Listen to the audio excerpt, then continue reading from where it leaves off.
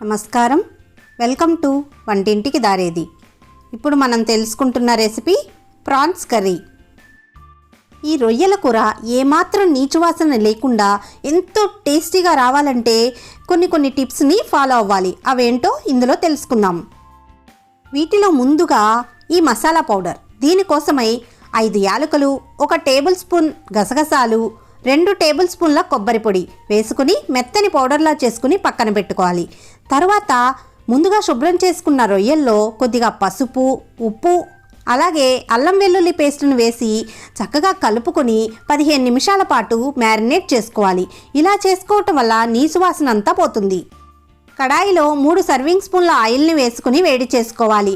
Oil వేడెక్కిన తర్వాత సన్నగా కట్ చేసుకున్న 3 మీడియం సైజు ఉల్లిపాయల్ని వేసుకుని వీటిని కొద్దిగా ఫ్రై చేసుకోవాలి.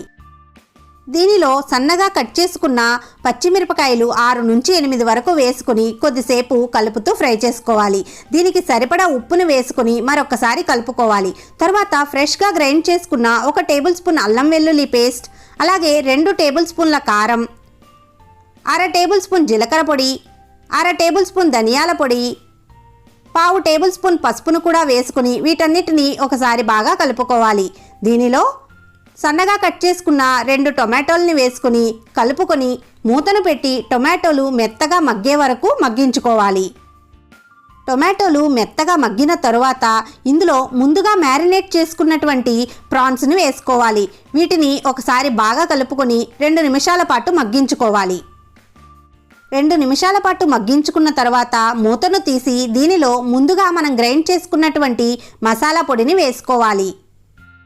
ఈ మసాలానంతటిని మనం వేసుకున్నటువంటి ప్రాన్స్కి బాగా పట్టించుకున్న తర్వాత గ్రేవీకి సరిపడా నీళ్లను పోసుకోవాలి. ఇలా పోసుకొని మూతను పెట్టి 5 నిమిషాల పాటు ఉడికించుకోవాలి. 5 నిమిషాల తరువాత మూతను తీసి దీనిలోకి కొద్దిగా కరివేపాకును కూడా వేసుకుని మరొకసారి బాగా కలుపుకొని మూతను పెట్టి 2 నిమిషాల పాటు మగ్గించుకోవాలి. 2 నిమిషాల పాటు ఉడికించుకున్న తర్వాత ఇందులోకి సన్నగా కట్ చేసుకున్న కొత్తిమీరను కూడా వేసుకుని మరొకసారి బాగా కలుపుకొని కొంతసేపు మగ్గించుకోవాలి. ఇలా కొద్దిసేపు మగ్గించుకున్న తర్వాత ఉప్పు కారాలు సరిచూసుకుని స్టవ్ ఆపేసి దింపి సర్వ్ చేసుకోవటమే.